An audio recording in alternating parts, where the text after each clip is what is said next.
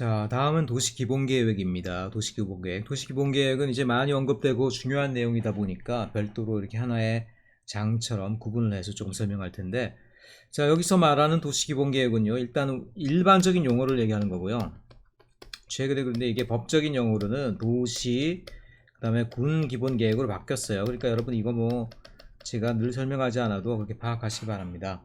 도시랑 비도시를 다 계획한다는 의미에서 이렇게 바뀌었다는 거 여러분 다시 한번 확인드립니다. 도시기본계획이라는 것들이 조금 학문적으로 어떻게 정의가 되어 있는가, 그 설명에 대한 이론적인 설명들이 있어서 그걸 먼저 법 조문보다는 거기에 대한 설명들을 먼저 조금 넣었습니다. 그래서 도시기본계획의 본질적인 성격이다 라고 얘기를 했는데, 영어 단어로 여러분들이 바로 보시는 게 좋을 것 같아요. General Plan, Comprehensive Plan, and Master Plan이라는 건데, 이것들이 의미하는 바가 조금씩 다 달라요. 자, 일반 계획이라는 건 뭐냐면은 제너럴 플랜이라는 거는, 제너럴이라는 거는 이제 광범위하다는 얘기죠. 광범위하려면 조금은 뭐랄까 개념적으로 이렇게 설명함으로써 그 개념이 이제 현실에 다양하게 적용될 수 있게 해야지, 너무 콕 찍어서 구체적으로 표현해 버리면은 구체적인 계획이 돼 버리죠. 그러니까 계획이라는 건요, 추상적이고 좀 브로드한 제너럴한 플랜이 있고요, 좀 더 스피시픽하고 디테일한 플랜이 있는 거예요. 그래서 일반적인 계획의 역할이 있고요, 그 밑에 있는 상세하고 세부적인 계획의 역할이 있고 별도의 역할이 있다는 얘기예요. 그래서 기본 계획은 어떤 그런 상위에서 추상적인 어떤 개념적인 방향성 제시라는 역할을 한다라는 것이죠. 그렇기 때문에 일반 계획은 방향성이라든가 개념적인 것들, 가치관 이런 부분에 대해서 제시하는 특성을 가진다. 종합계획이라는 것은 이 comprehensive라는 말처럼 편리한 게 없죠, 영어 단어에서. 이거저거 다 그냥 섞여 있으면 comprehensive다라고 그러면 돼요.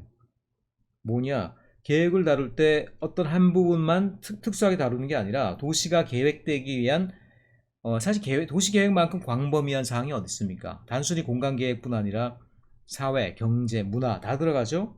그렇기 때문에 이 계획 내용이 좀 포괄적이고 종합적일 필요가 있어요. 그래서 영어로는 comprehensive plan이라고 합니다. comprehensive plan.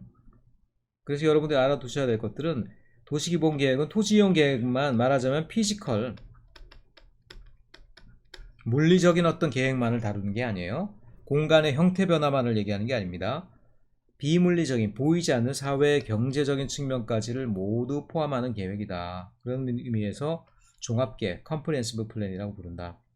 그 다음에 마스터 플랜이라는 건, 마스터라는 거는 이제 수장, 최고의 권위 이런 걸 얘기하죠. 도시 내에서 기본 계획을 세운다는 것도 그 도시의 공간 계획과 모든 사회 경제적인 계획을 하는데 가장 주춧돌이 되는, 자, 이 계획만큼은 우리 시가 20년을 이끌어 나가는 데 있어서 이 계획만큼은 항상 위에 자리다 놓고 늘 그것들을 존중하고 따라가는 계획을 우리가 세우고 정책을 수립해 간다라는 차원에서 하나의 어떤 주인이 되는 계획을 만드는 거죠. 그래서 주인이 되는 계획이다. 그래서 마스터 플랜이라는 얘기를 합니다. 그래서 일반적, 종합적 성격으로 도시계획 체계에서 우두머리 역할을 하는 계획이다, 이런 얘기를 하고 있고요. 그래서 도시기본계획은 이 세 가지 성격을 다 가져야 되는 것들이 맞다. 하지만 지금 실제로 도시계획이 이루어지는 현상 가운데 우리가 여기에 대해서 많은 회의를 품고 있죠. 많은 의구심을 품고 있죠. 뭐냐, 그래서 우두머리라는 것들이 뭐냐, 대통령도 4년 5년이면 바뀌는데 지금 도시기본계획은 이론상으로 우리가 약 20년을 갖다가 도모하거든요. 근데 20년이라는 거는 옛날에 강산도 2번 변하고요, 벌써 20년이면. 근데 최근에 강산은 3년 5년이면 변하는 것 같아. 그러니까 여러 번 강산이 변할 수 있는, 오늘날로 봐서는 이런 것들은 굉장히 너무 긴 시점이죠. 그래서 과연 우리가 마스터 플랜, 제너럴 플랜을 20년 동안이나 유지하는 것들이 필요하느냐? 그거보다 훨씬 더 자주 바꿔야 된다. 아니, 계획이 아예 필요가 없다라고 얘기하는 그룹도 있어요. 물론 계획이 필요 없다는 게 계획을 안 세우고 그때그때 마음대로 한다는 얘기가 아니고요, 훨씬 더 호흡이 짧은 계획이 필요하다. 그래서 그런 경우 마스터 플랜이 아니라 마스터 프로그램이 필요하다, 이런 얘기를 하기도 하고 그래요. 그럼 프로그램은 뭘 얘기하냐? 프로그램이라는 건 좀 더 전략적이고 좀 더 유연한, 그러니까 1단계가 수립되고 나면 1단계가 실행되고 났을 때 2단계에 어떤 상황일지 모르잖아요. 마스터 플랜은 20년을 통으로 세워버려. 근데 그게 아니라 마스터 프로그램은 여러 단계로 쪼개서요, 그 가는 길을 어느 정도 어스름하게 정해놓을 뿐, 각 단계별로 끝났을 경우 새로운 상황 가운데 적응해서 새롭게 프로그램을 세우게 되어 있는 그런 형태의 것들이 이제 마스터 프로그램이에요.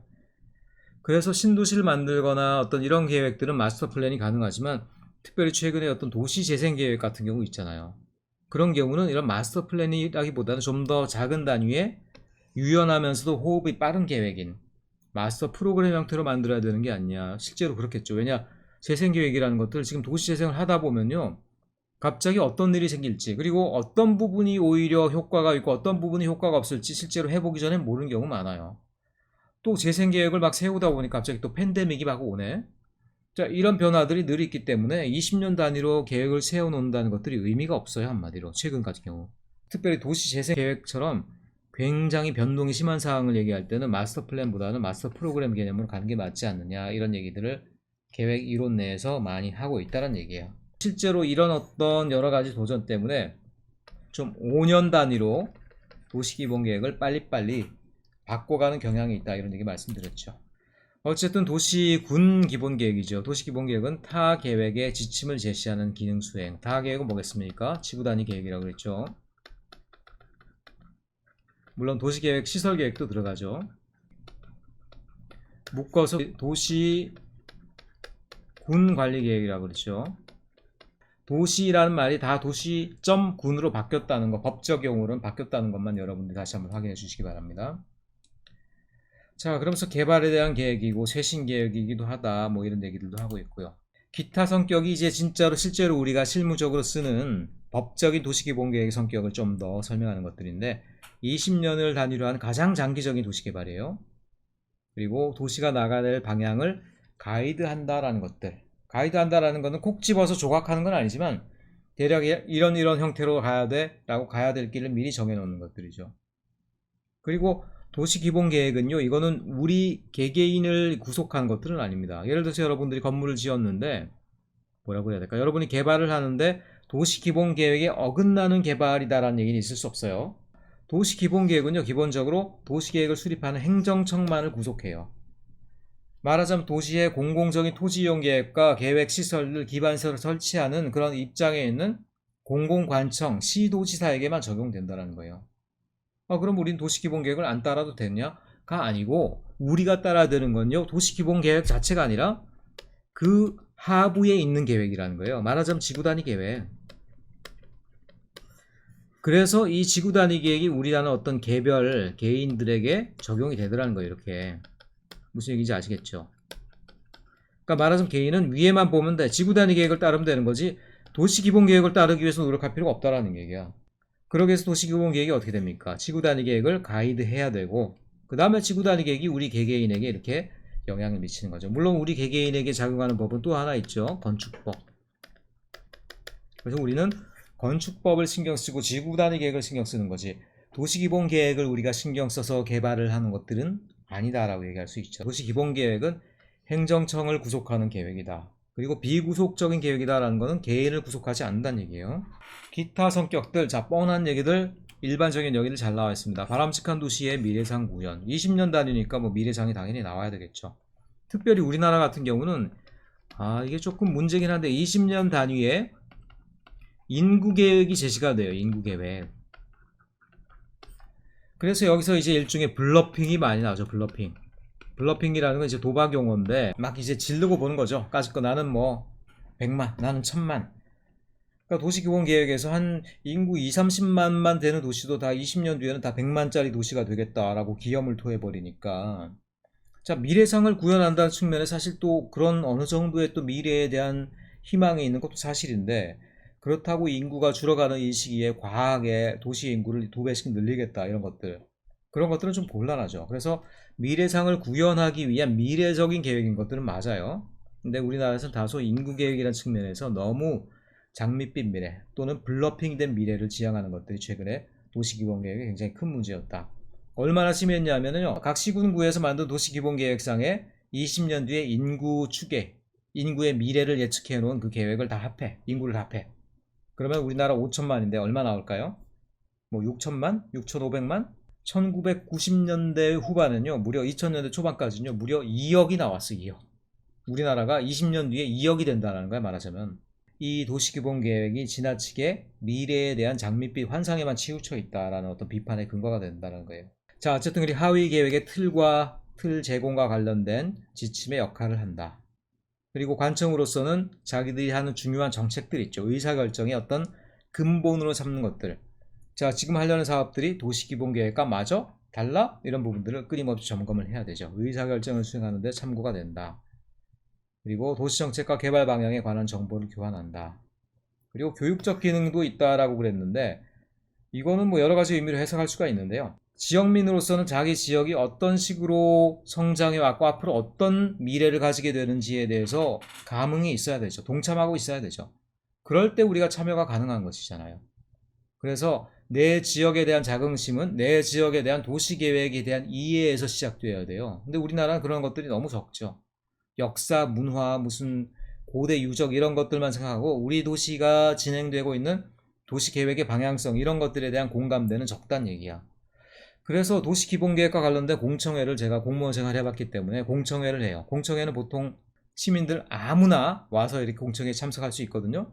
그리고 공무원들이 이제 전문가를 불러서 도시기본계획의 내용들을 설명하고 또 의견도 받아요. 의견 내면 뭐 1000건이면 1000건, 10,000건이면 10,000건 다 받아야 돼요. 시민들이 자기 시의 도시기본계획에 대해 설명을 듣고 의견을 낼 수가 있다는 얘기예요. 그런데 가보면은 시민들이 얼마나 많이 올까요? 보통 큰 강당 하나 빌리거든요. 근데 그 강당이 안 차. 그 공청회가 미처 시작도 전에 맨 앞자리에 와서 앉는 분들이 있어. 어떤 분들일 것 같습니까? 일반 열정적인 시민들? 아니에요. 뭔가 이렇게 약간 명품백에 이렇게 좀 모피코트를 입은 것 같은 사모님들이 와서 딱 앉는다는 얘기예요. 자, 무슨 얘기 하시는지 알겠죠? 도시기본계획을 공공의 어떤 계획, 정책이라는 측면보다는 땅 투기, 약간 땅 투기, 땅을 좀 어디 보러 다니는 것 같은 그런 분들이 일단은 오히려 맨 앞에 와서 맨 앞자리에 딱 앉습니다. 그 다음에 시간 됐을 때쯤에 이렇게 나오시는 신사분들이 있는데 그분들이 뭐일 것 같습니까? 그분들은 이제 부동산, 복덕방 업자들 그런 분들이죠. 그리고 시간 조금 지나면 이제 그제서야 오는 분들이 있어요. 약간 젊은 사람들이야. 카메라를 들고 수첩을 들고 있어. 누구인 것 같습니까? 기자들, 지역신문 기자들. 그리고 나서 조금 더 있으면 이제 진짜 싫은데 귀찮은데 억지로 오는 것 같은 사람들이 있어. 대학생들인데 이 관련된 전공의 대학생들이겠죠. 리포트 쓰러 오는 사람. 제가 무슨 얘기를 하는 거 아니에요? 이런 도시계획을 자기 지역의 도시계획이 어떻게 나가고 어디에 중점을 두고 있고 어떤 미래를 지향하고 있고 여기에 대해서 관심을 가지고 있는 일반 시민들이 극히 적다라는 거예요. 그 지역의 계획을 우리가 동참하고 거기에 대해서 공감하고 있어야지 지역성이 나오는 거고 지역의 미래가 있는 건데 그게 아니고 이 지역의 계획에 대해 신경 쓰고 있는 사람들은 다 업자, 땅 투기꾼들 뿐이란 얘기예요. 그래서야 우리가 어떻게 건전한 도시개발이 가능하겠습니까? 어떻게 지방분권이 가능하겠습니까? 그래서 저는 도시기본계획이 지역민의 공감대를 이끌어내고 지역민을 교육해서 또 그들이 함께 도시기본계획을 만들어 나가는 이런 과정이 굉장히 중요하다고 보는데 그런 것들이 적어도 제가 지켜보기로는 아직까지 제대로 안 되고 있는 측면이 많다 이렇게 좀 생각을 할 수가 있겠습니다. TJ 켄트라는 분이 누군지도 저도 잘 모르겠어요. 그런데 일단 이 도시기본계획에 대해서 이론적인 연구를 하신 분이죠. 하위계획은 우리나라 같은 경우는 지구단위 계획입니다. 그 다음에 공공시설 정비계획, 우리나라 같은 경우는 도시계획 시설이죠. 도시계획 시설계획에 대해서 일정한 구속력을 가져야 된다. 그리고 국토계획 지방계획에서 요거는 뭐예요? 도시기본계획의 또 상위에 있는 계획이죠. 국토 전체에 대한 그림. 우리나라에서 여기에 해당하는 게 뭐가 있겠어요? 벌써 까먹었습니까? 기본계획, 국토 종합계획이라고 그랬죠? 그리고 지방계획이란 말이 지방이란 말이 조금 이상하긴 한데 어쨌든 도시기본계획 위에서 좀 더 큰 단위의 지역을 갖다가 계획하기 위한 계획 뭐라고 그랬어요? 바로 앞에 나왔었죠? 광역도시계획이죠? 그래서 원래는 도시기본계획이 그 위에 있는 광역도시계획도 따라야 되고요. 그 위에 있는 국토종합계획을 따라야 돼요. 그게 맞는데 지금 우리나라에선 광역도시계획이 조금 약간 바보스러운 어떤 왕따형이 돼버렸어요. 형은 형인데 왕따형이야. 그래가지고 특별히 도시기본계획에 큰 영향을 미치지 못하고 오히려 도시기본계획에 광역계획이 치여있는 상황이 됐다 이런 얘기 말씀드렸죠. 그리고 여러가지 종합적인 계획이다. 실현을 전제로 한 장기계획이고 20년 후 중기를 10년으로 한다라고 하는데 이런 것들은 최근에 많이 호흡이 짧아져서 5년 단위로 가고 있다 이렇게 말씀드렸죠. 이제 일반적인 내용들은 쭉 빼고요. 그리고 이분도 어쨌든 5년마다 새로 조사를 실시하고 계획의 재검토를 시행해야 된다라는 얘기 했죠. 그래서 우리도 이제 이런 내용들을 받아들여서 도시 기본 계획이 있고요. 기본 계획 자체는 물론 20년 단위로 만들어요. 근데 새롭게 조사를 해서 새로 반영되는 사항들을 5년마다 적용을 시켜요. 그래서 새로 조사된 사항을 반영시킨 계획을 도시계획 재정비 계획이라고 그래요. 자, 이건 5년마다 됩니다. 근데 문제는 뭐냐면, 그러니까 기본 계획이 있고 이걸 갖다가 좀 고친 계획이 최신의 어떤 경향을 반영해서 고친 계획이 재정비 계획이 돼야 되잖아요. 이게 기본 줄기를 이루고 그 다음에 그거를 좀 고친 계획이 이거가 돼야 되잖아요. 근데 제가 볼 때는 중요한 내용마저도 기본 계획과 재정비 계획이 완전히 달라. 그러니까 두 개를 딱 놓고 보면요, 기본 계획을 새로 수립한 것처럼 재정비 계획을 만들더란 얘기야. 그래서 실제로는 내가 볼 땐 재정비 계획이 그냥 기본 계획의 역할을 하고 있어. 무슨 얘기입니까? 기본 계획을 20년에 한 번씩 만든다라고 그러지만 실제로는 기본 계획을 거의 대부분의 지자체들이 5년마다 한 번씩 만들고 있다, 거의 이렇게 보시면 되겠어요. 자, 다시 법으로 또 가보겠습니다. 도시기본 기본 계획에 대한 이론적인 얘기를 잠깐 삽입을 했고요. 그 다음에 다시 또 18조에 수립을 누가 하느냐, 대상 지역이 어디냐라는 어떤 법적인 얘기들을 하고 있습니다. 시장 군수, 여기 시장 군수는요, 이거는 진짜로 시장 군수라는 이름이 딱 붙는 사람만 얘기하는 게 아니라 특별시장, 광역시장도 포함되는 거죠. 그래서 시장 군수는 관할구역에 대해서 도시기본계획을 수립하여야 한다. 자, 우리나라 뭐다? 지방자치제, 지방분권화라고 그랬죠. 그래서 일단은 기본적으로는 시장 군수가 이제는 자기 지역의 도시기본계획을 수립을 해요. 자기 영역에 대해서. 자, 다만 이제 수립을 하지 않아도 되는, 좀 놀아도 되는 어떤 분들이 그럴까요? 이런 경우 이런 법을 보기 전에 상상을 좀 해봐요. 도시기본계획을 수립하지 않아도 되는, 뭐 편하긴 편하겠지만 한편으로 자존심도 상하겠죠. 뭐 나는 왜 그런 권한도 없나 하는. 위치나 인구 규모, 인구 감소 등으로 봤을 때 아우 이게 도시가 너무 이제 축소되고 쪼그라들어 가지고 도시기본계획을 수립할 뭐 딱히 여건이 아니야. 좀 슬픈 경우죠, 말하자면. 슬픈 경우. 그런 경우라든가 또는 10만 이하의 시군, 자, 이런 것들이 시험에 종종 잘 납니다. 숫자로 되는 것들, 이런 것들이 시험에 잘 나요. 10만 이하의 시군은 도시군 기본계획을 수립 안 해도 된다. 이런 경우는 이제 국토부나 중앙에서 직접 세워주는 경우들이 많아요. 다만 이런 경우라고 할지라도 수도권 내에 있다라든가. 근데 뭐 수도권 내에 10만 이하인 시군이 어디 있습니까? 없죠, 사실은. 그러니까 사실은 거의 뭐 필요 없는 규정이긴 한데, 광역시나 수도권에 들어 있어서 10만 이하짜리 조그만 도시이지만 굉장히 지역적으로는 복잡하고 활기가 많은 지역에 있으면은 그래도 걔네들은 도시기본계획을 수립해야 됩니다. 그런데 그렇지 않고 지방에 있으면서 10만도 안 되는 도시다 그러면 도시기본계획을 수립을 안 해도 된다는 얘기야. 편하긴 하겠지만 자존심 상하겠죠. 최근에 여기에 속하게 된 도시가 하나 있어요. 경상북도에. 상주가 그런 경우였습니다. 상주시. 상주시가 시고 굉장히 오래된 농업도시인데 최근에 인구가 9만 9천 얼마 이렇게 10만 이하로 떨어졌어요. 그러니까 10만 이하라는 건 딱 숫자로 봤을 때도 뭔가 좀 맥이 빠지지만 도시계획적으로 볼 때 어떻게 되겠습니까? 도시기본계획을 수립을 할 필요가 없다는 얘기야. 시장으로서는 김이 빠지고 기분이 좀 상하겠죠. 그래서 이 인구가 10만 이하로 떨어지는 리포트가 나왔던 그날 상주시 공무원들이 모두 상복을 입었다는 그런 전설이 아니라 실제 기사가 나왔어요. 상복을 입고 출근을 했다. 슬픈 마음에 이런 얘기들이 나왔습니다. 그리고 관할구역 전부에 광역도시계획이 다 수립돼 있어서 뭐 그것들이 기본계획의 역할을 충분히 하고 있다라고 그러면 안 세워도 된다라고 그러는데 광역도시계획이 제대로 지금 수립돼서 역할을 잘 못하고 있죠. 그렇기 때문에 이런 경우는 많지는 않겠죠. 그래서 요 두 번째 경우가 대부분이 이제 도시군 기본계획을 수립하지 않는 대부분의 경우다라고 보시면 되겠다. 자, 그럼 도시군 기본계획의 내용이 뭐냐라는 건데요. 내용이 뭐냐. 이런 것들도 시험에 종종 나와요. 그런데 이게 뭐 시험에 내는 게 무의미할 정도로 보면 사실은 쭉 읽으면 뭐다? 모두 그 도시를 만드는 모든 것들. 당연히 이제 공간구조, 생활권의 설정, 인구의 배분 뭡니까? 이거는 도시계획의 핵심적인 사항들이죠. 토지이용 계획, 핵심적인 사항들이죠. 토지 용도 지정, 핵심적인 사항들이죠. 자, 이런 것들은 도시계획, 공간적인 계획, 물리적인 계획이죠. 옛날에는 도시기본계획 하면 이거가 주였어요. 도시를 만든다는 게 꼭 물리적인 계획, 장소계획, 공간계획으로만 되느냐? 그렇지 않고 그 공간 내에 들어가는 내용적인 계획들이 굉장히 중요하지 않느냐, 이런 얘기들이 당연히 나오는 거죠. 그러다 보니까 이제 그 내용에 해당하는 내용들이 점점 추가가 된 거예요. 그래서 환경에 대한 내용들, 당연히 기반시설에 대한 내용들, 공원 녹지에 대한 내용들 여기에 포함되는 것 같지만 이거를 또 따로 환경에서 우리가 굉장히 중요하게 생각하는 녹지를 따로 떼어서 또 한 부분으로 다룬다는 것들이 굉장히 중요한 것들이죠. 또 최근에 이제 경관에 대한 것들, 그리고 최근에 경향을 반영하다 보니까 에너지나 지속 가능성에 대한 내용들이 꼭 포함되어야 되겠죠. 기후 변화에 대해서 이 도시는 어떻게 대응할 거냐.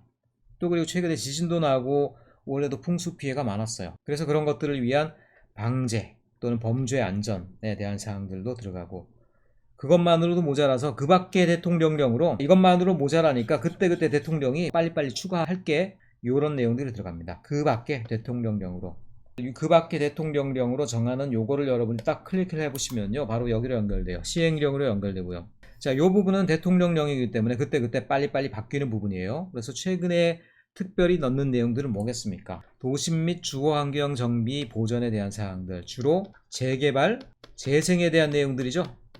최근에 주요한 관심사죠. 그래서 그런 내용들이 도시군 기본계획에 이제 반영이 좀 돼야 된다.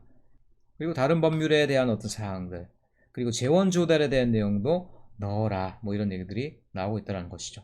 그 밖에 또 승인권자가 필요하다고 인정하는 사항, 승인권자는 누구예요? 이거는 도지사가 되겠죠. 도지사 또는 특별시장. 특별시장은 그 지역에 있는 구, 해당하는 구의 상위의 승인권자가 되겠죠. 그래서 승인권자가 필요하다고 생각되면은 도시군 기본계획의 내용을 또 특별히 그 내용을 추가할 수가 있다, 이런 내용들을 얘기하고 있어요. 수립 기준은 뭐냐? 그래서 수립할 때 어떤 식으로 수립해야 되냐, 그 방법론들, 그 방향성들, 그 전략들을 얘기하고 있습니다. 종합계획이 되도록 하는데 공간구조를 일단 기본적으로는 담아야 됩니다. 장기발전 방향, 공간구조라는 건 뭐냐? 토지 이용, 교통, 환경이 대표적인 3대 요소죠. 최근에는 이제 탄력적으로 대응할 수 있게 하라. 20년을 딱 정해놓고 세월은 변해가는데 기본계획은 낡아가는데도 그 내용은 그대로 있어. 곤란하죠. 그냥 아예 5년마다 새롭게 재정비계획을 만들어서 아예 새로 기본계획을 만드는 거나 다름없다. 그리고 도시기본계획을 정비할 때는 종전의 도시기본계획 중 내용이 수정이 필요한 부분만을 발췌하여 보완하도록 해서 계획의 연속성이 유지되도록 해야 된다 라고 말을 했지만, 제가 볼 때는 연속성이 굉장히 무너져 있어요. 용도 지역까지도 심지어 많이 바뀌는 경우들이 있습니다. 도시와 비도시를 통합적으로 아우르는 계획이기 때문에 도시와 농촌, 산촌 지역들, 비도시를 얘기하는 거죠. 그래서 그 특성에 따라서 종합적으로 고려해서 계획하되 지역별로 계획의 상세 정도는 다르다. 자, 도시와 비도시를 모두 계획하는 거예요. 하지만 같은 계획일 수는 없습니다. 도시를 계획하는 그 정밀한 계획으로 괜히 엄하게 100가구밖에 안 사는 농어촌 지역을 계획할 필요가 있을까? 그렇지 않죠. 그래서 계획별로 상세한 정도를 다르게 하라. 하지만 기본적으로 계획은 뭐냐? 도시랑 비도시를 연속적으로 연계할 수 있도록, 말하자면은 도시, 비도시 통합계획이라고 하죠. 통합계획. 통합계획에 적용되는 원칙을 이렇게 설명해주고 있다. 도시기본계획의 통일성과 일관성을 유지하도록 할 것, 개발 가능한 토지는 단계별로 시차를 두어 개발되도록 할 것, 한꺼번에 벼락 개발하는 건 이건 뭡니까? 난개발과 연결되죠. 기반설이 없는 상태에서 개발되는 것과 연결되죠. 그래서 개발들이 이제는 너무 빠르게, 너무 순식간에 일어나지 않고 관리되면서 일어날 수 있게 하기 위해서 도시기본 기본계획에서 기본적으로 개발 가능한 용지를 지정은 하되, 그런 것들이 한 번에 개발되진 않도록 그 시차를 갖다 미리 명백히 규정하라, 이런 얘기들을 하고 있습니다. 그리고 자연환경을 보존하게 하라, 경관도 신경 쓰자, 이런 얘기들을 하고 있어요. 물론 경관에 관한 사항은요, 경관기본계획이라는 게 또 최근에 생겼어요. 도시 경관에 대한 도시기본계획이 또 별도로 있는 거예요. 경관만을 위주로 다루는.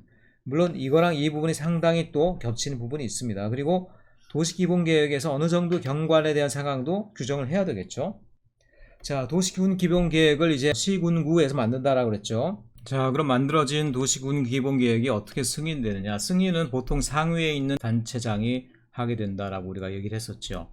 그래서 시장 군수가 도시기본계획을 수립했어요. 그리고 또 변경했어요. 그러면은 승인에 대해서는 누가 해야 되느냐?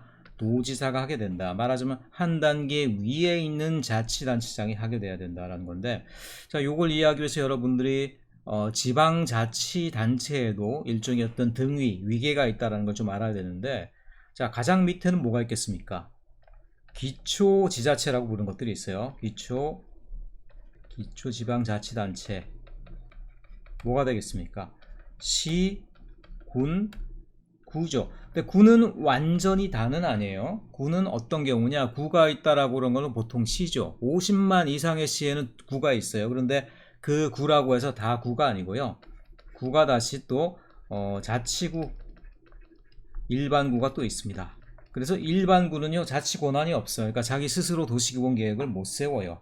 근데 자치구라고 부르는 놈들은 비록 시 안에 있는 구지만 자기가 마치 독자적인 시인 것처럼 또 기본계획을 세울 수가 있어요. 어떤 경우가 자치구입니까?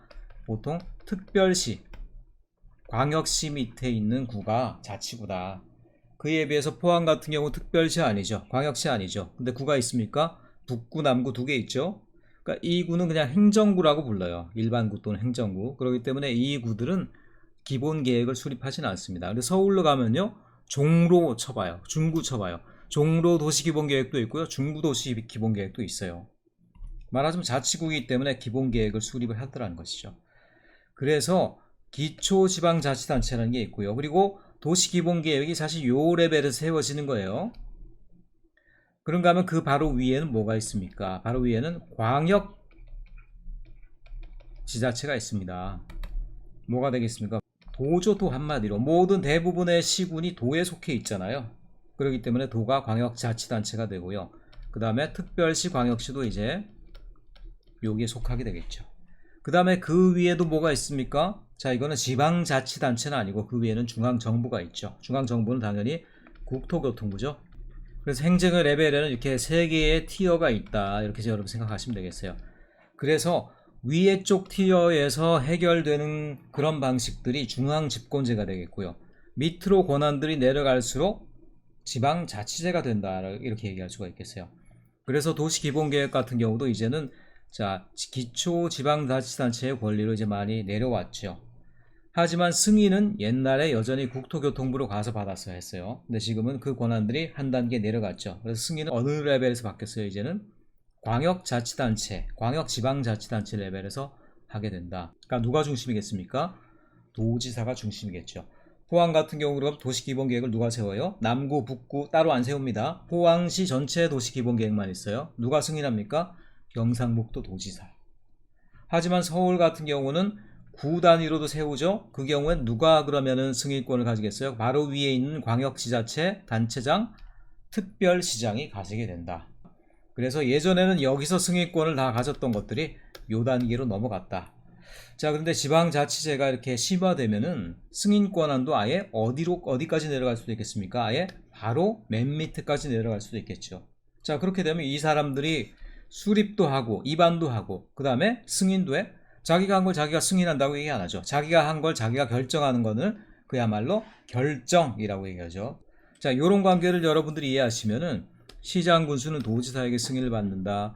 특별시, 광역시 같은 경우는 시장이 또 승인 권한을 갖는다라는 것들이 어떤 의미인지 여러분들이 쉽게 알 수가 있을 겁니다.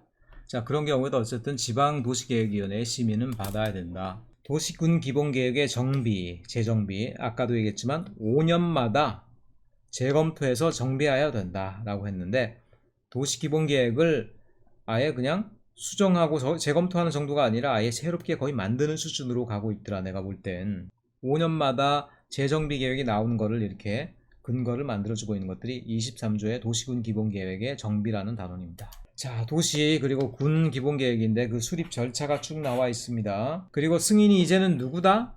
자, 한 위계가 낮아졌어요. 그래서 지방으로 많이 내려갔습니다. 그래서 건설교통부 중앙의 장관이 아니라 지방이 어디로 갔다? 도지사로 갔다. 도지사 또는 특별시, 광역시장으로 갔다라고 그랬죠. 그래서 여러분 요 얘기를 알아두시고요. 그래서 만드는 거는 시장 군수, 승인하는 거는 도지사 또는 특별시, 광역시장, 이렇게 여러분들이 해주시면 되겠고, 그러니까 이제 도시계획위원회도 위계가 하나 낮아지겠죠. 중앙위원회는 국토교통부 산하에 있는 우리나라 전체 도시에 대한 어떤 중앙도시계획위원회예요. 근데 중앙이 아니라 이제 어디로 가겠어요?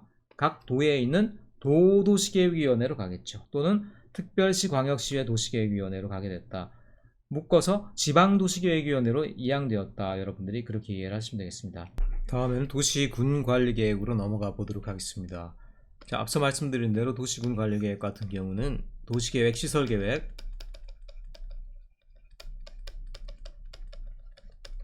일종의 점적인 시설들, 하나하나의 기반 시설로 표현되는 그런 시설들에 대한 계획이다 라고 말씀드렸죠. 그 다음에 면적 단위로 이루어지는 지구 단위 계획, 일종의 토지 이용 계획이죠.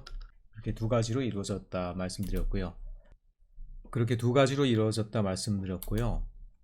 그래서 그 도시군 관리 계획의 특성은 뭐냐면 이제 가장 중요한 부분은 이것이겠죠. 규제 등을 통한 수단 지향적이고 규제적이다란 말은 뭐냐면 우리가 직접 개발 행위를 하거나 건축을 할 때 실제로 이제 신경을 써야 되는 계획이다라는 얘기가 되겠어요.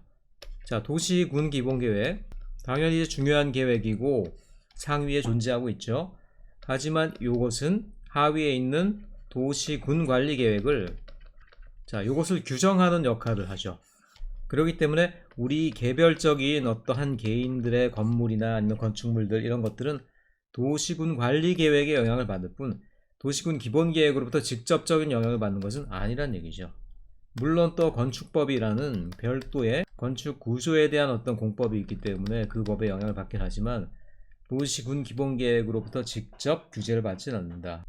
자, 그리고 입안에 있어서 제일 중요한 부분들은 결국 이제 지방분권이라는 것은 지역의 살림에 해당하는 지역의 어떤 공간 계획에 해당하는 지역의 장기적인 정책에 해당하는 권한들이 상당히 중앙정부에서부터 지방정부로 이양되어서 온다는 것을 의미하거든요. 자, 그런 면에 있어서 가장 중요하게는 하위에 있는 그리고 실무적이고 규제적인 계획인 도시군 관리 계획이 먼저 우선적으로 중앙정부에서 지방정부로 이양돼야 되는 것이 아니냐라는 어떤 흐름이 이어지고 있고요. 그래서 도시군 관리 계획이 지금 상당 부분 지방자치단체로 이양이 되었습니다. 자, 그래서 원칙은 기본적으로는요, 시장 군수가 입안하는 것을 원칙으로 하고요.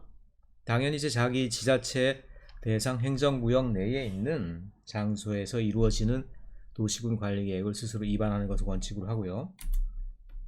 물론 그럼에도 불구하고 예외적인 사항이 있을 수 있죠. 자, 지방분권, 지방자치의 흐름에 있어서 도시군 관리 계획이 상당 부분 지방자치단체의 장으로 넘어갔지만 여전히 국토교통부 장관이 일부 경우에 대해서는 스스로 입안하는 경우들이 가능하다. 어떤 경우? 좀 막연하긴 하지만 국가계획과 관련된 경우, 뭐랄까 국가의 어떤 큰 목적, 뭐 군사나 국방과 관련된 행위, 어떤 그와 관련된 개발, 아니면 뭐 올림픽이라든가 이렇게 국가의 어떤 장기적이고 큰 목표에 대한 것들, 아마도 그런 것들에 대해서는 국토교통부 장관이 직접 입안할 수 있게 하는 그런 권한이 여전히 명시가 되어 있다. 자, 그리고 2개 이상의 시도에 걸쳐서 용도 지역지구 또는 용도구역까지 2 이상의 시도에 걸쳐서 이룬 사업계획 중 도시군 관리계획을 결정해야 될 사항이 있는 경우, 2개 이상의 시도에 걸쳐 있으면은 A라는 시, B라는 시가 이렇게 이 사이에 걸쳐 있는 도시군 관리계획이다. 이렇게 되면 한 지역에 의해서 통일성 있고 일관성 있게 규제가 되기 어렵겠죠. 그래서 그런 경우에는 또 역시 국토교통부 장관이 등판하게 된다. 자, 그리고 도지사도 여전히 등판할 수 있어요. 도지사는 이제 국토교통부 장관 그 밑에 레벨에 있는 광역지자체장이죠. 그리고 도지사 밑에 다시 시장, 군수들이 있죠. 물론 광역시장, 특별시장은 또 그 자체가 도지사의 레벨이야. 어쨌든 도지사가 또 등판하는 경우도 일부 있는데요. 언제? 이분들은 뭐 그냥 자기가 원한다고 등판하는 게 아니라 시장 군수가 요청할 때, 어떤 경우에 요청하겠어요? 자기들 스스로가 관리하기 어려운 경우겠죠. 2개 이상의 시군에 걸쳐 있다라든가, 또는 뭐 도지사가 직접 수립하는 사업의 계획이라든가, 예를 들어서 A라는 시랑 B라는 시가 있는데 강이 이렇게 흘러가요. 이렇게. 근데 이 강변의 경관이라든가 역사문화자원을 도 차원에서 한번 역사문화 경관을 잘 관리해보겠다라고 한다라고 그러면은 이런 경우는 도지사가 직접 수립해야 되잖아요. 그래서 그런 경우에 한해서는 A라는 B 2개의 시군에 걸쳐 있으면서도 도지사가 직접 수립하는 그런 사업 계획이기 때문에 그런 경우에 한해서는 도지사가 또 역시 입안권자가 될 수 있다. 자, 이렇게 정리합시다. 도시군 관리계획은 지금은 어쨌든 가장 기초에 해당하는 지자체장이 권한을 가집니다. 입안권을 가집니다. 그럼에도 불구하고 일부 경우에 대해서 국토교통부 장관이나 도지사도 직접 입안할 수 있는 경우들이 여전히 규정되어 있다. 이런 정도로 이해를 하시면 되겠습니다. 자, 입안에 대해서 우리가 신경 써야 될 조건은 어떤 것들이 있느냐. 당연히 도시기본계획에 부합이 돼야 되죠. 도시군기본계획이겠죠. 그리고 광역도시계획. 물론 그런데 광역도시계획은 아직은 좀 엉성하고 하위에 있는 도시기본계획과 정확한 어떤 정확관계를 이루고 있지 않다. 그렇기 때문에 대부분은 도시기본계획에 부합하는 계획이 돼야 되겠죠. 자, 또 신경 써야 될 조건들 여러 가지 것들이 나오고 있는데요. 계획의 상세 정도 그리고 기반시설의 종류 등에 대하여서는 차등화 등에 입안한다. 말들이 읽다 보면 좀 이해가 안 가고 조금 헷갈리긴 한데, 자, 특별한 의미는 아니고요. 계획이 되는 성격이 예를 들어서 자, A라는 도시가 있고 그 옆에 B라는 시골 군이 있어요. 근데 A를 계획하는 방식과 B를 계획하는 방식이 같지가 않죠. 계획의 상세한 정도도 다르고요. 거기에 들어가야 되는 기반시설의 종류도 도시와 비도시의 차이가 있어. 자, 둘 다 계획적으로 접근한다라고 하지만 그 지역의 특성은 분명히 차별화되게 계획이 돼야 돼요. 그래서 도시군관리계획을 입안하는 경우에 있어서도 그 지역의 어떤 특성에 따라서 차등화되게 입안하라, 이런 얘기들을 하고 있습니다. 그리고 도시의 성장 추세를 고려하여 수립하라, 이런 식으로 되어 있고요. 자, 근데 성장 추세란 말이 조금 어폐가 있죠. 지금 우리나라 대부분의 시도가 서울, 경기를 빼놓군요. 서울, 경기, 그 다음에 세종시 정도를 빼놓군요. 모든 도시가 지금 쇠락 추세예요. 그 쇠락이라는 것들이 물론 후퇴한다, 후진한다 이런 의미다라고 꼭 얘기하기는 어렵지만 적어도 양적인 성장이 아닌 것은 확실해요. 그렇기 때문에 쇠락인 경우도 사실은 이제 앞으로 고려해야 되는 게 아니냐. 그래서 성장 추세란 말보다는 좀 요거 두 개를 묶어서 변화 추세란 말로 조금 이제 법적인 용어도 변화돼야 될 시기가 되지 않았는가, 이렇게 생각을 해봅니다. 도시군 기본계획을 수립하지 아니하는 동네도 있었죠. 어떤 동네? 인구 10만 이하이면서 광역시, 특별시 권역에 있지 않은, 그렇죠? 그런 지역 같은 경우는 도시군 기본계획을 수립하지 않는다. 또는 국토부 장관이 직접 세워준다. 이런 식으로 돼 있다는 얘기예요. 자, 그런 경우에 그러면 이분들은 도시군 관리 계획을 세워야 되는데 이것이 따라야 될 도시군 기본 계획이 없어. 그럼 어떻게 하느냐? 마음 놓고 하느냐가 아니라 도시군 관리 계획을 수립할 때 도시군 기본 계획에 있을 만한 내용까지도, 그런 필요한 사항까지도 포함되도록 한다. 그러니까 도시군 관리 계획을 하면서 딱 그 내용만 넣을 게 아니라 그거에 대한 어떤 전체적인 맥락에 대한 것들, 도시군 기본 계획적인 내용도 역시 포함될 수 있도록 하여서 좀 더 범위가 넓은 차원의 계획이 되도록 하게 한다, 이런 얘기를 하고 있죠. 그리고 특정 지역, 특정 부문에 한정하여 정비할 수도 있게 한다. 그리고 도시와 농, 어촌, 산촌 지역이 서로 연계되도록 할 것. 도시와 농어촌 및 산촌. 자, 여기는 도시고 요거는 이제 비도시란 말이에요. 근데 도시와 비도시를 우리가 다 계획적으로 관리한다, 계획에 의해서 관리한다라고 그랬죠. 하지만 그렇다고 하더라도 그 계획의 특성은 당연히 다를 수밖에 없다. 그래서 지역별로 계획의 상세 정도가 다르고요. 다르면서도 자, 다르다고 해서 이거를 다시 완전히 갈라버리는 계획이 되면은 그거는 통합계획, 도시계획과 비도시계획을 통합한다는 통합법의 의미가 줄어들죠. 그렇기 때문에 공간적으로는 어디까지나 도시와 농어촌 및 산촌지역, 말하자면 도시 비도시가 연계될 수 있도록 한다. 자, 다시 한번 정리합시다. 연계시켜서 계획을 한다 하지만 계획의 특성은 달라질 수 있다. 또 그리고 토지이용 계획을 수립할 때 주간 및 야간 활동 인구 등의 인구 규모, 도시 성장 추이를 고려한다. 그러니까 도시의 어떤 변동성이라는 측면이 있죠. 변동성. 그러니까 우리가 계획을 할 때 도시라는 것들이 하나의 멈춰있는 공간이라고 생각하기가 쉽습니다. 아니에요. 시간적으로도 도시는 계속적으로 변화해가죠.